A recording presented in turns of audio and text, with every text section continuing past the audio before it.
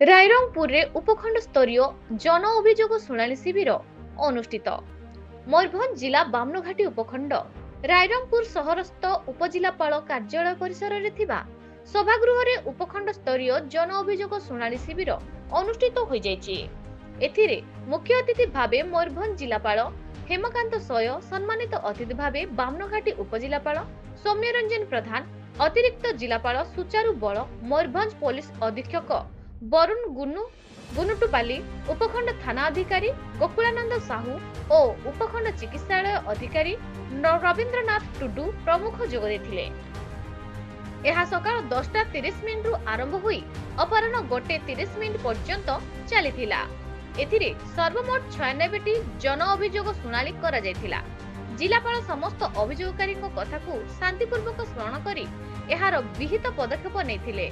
सेथि मध्यरु 77टी व्यक्तिगत अभियोग शुणाणी होइतिबा बेले 19टी सामूहिक अभियोग शुणाणी होइतिला।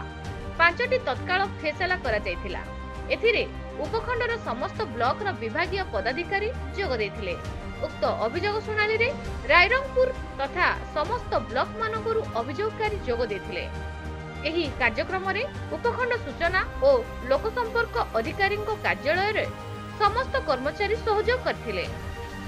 मयूरभंज रायरंगपुर श्यामलेन्दु परिडांग रिपोर्ट न्यूज ओडिशा टीवी।